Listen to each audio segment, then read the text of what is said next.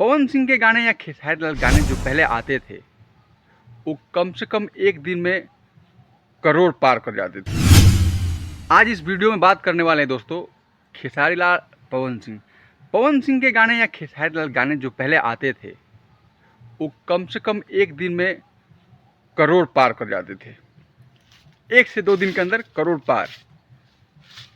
मैंने ऐसा भी दिन देखा है जो एक दिन में भी करोड़ पार कर देता है। 1 करोड़, आप लोग समझ सकते हो, बहुत बड़ी बात होती है। लेकिन आज के टाइम में खेसारी लाल यादव या पवन सिंह के गाने 5 दिन, 10 दिन, 2 हफ्ते तक लग जाते हैं 1 करोड़ व्यूज़ पार करने में। पता है इसका पीछे का लॉजिक जानते हैं?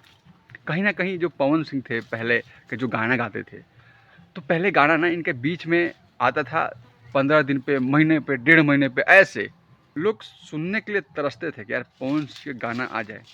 इसलिए एक दिन में 1 करोड़ व्यूज आता था पवन सिंह गाने पे। लेकिन आजकल 2 हफ्ते लग जाते हैं। तो कहीं ना कहीं बात समझना पड़ेगा। ये सब बड़े स्टार हैं, इनकी गाने की जो क्वालिटी है, इनके गाने का लेवल है, बिल्कुल अच्छा होता है। और ये जो चाहेंगे, जैसे चाहेंगे गाना बना सकते हैं। तो ये थ्योरी है इन लोग का, पीछे का जो रीज़न है कि गाना बहुत जल्दी ला रहे हैं और ऑडियंस इनसे कटती जा रही है। कोई भी चीज़ है कि लगातार धड़ाधड़ फेंक के जाओगे तो लोग बोर हो जाता है। अच्छा लाओ, थोड़े दिन बाद लाओ, लेकिन धमाका करो। और वो अब वो बात नहीं रहा, इसलिए भोजपुरी के ऑडियंस है ना अब टूट रही है, हिंदी की तरफ डाइवर्ट हो रहा है। बाकी आप लोग क्या सोचते हो मेरे वीडियो के बारे में, प्लीज़ कमेंट बॉक्स में आप लोग बताइएगा।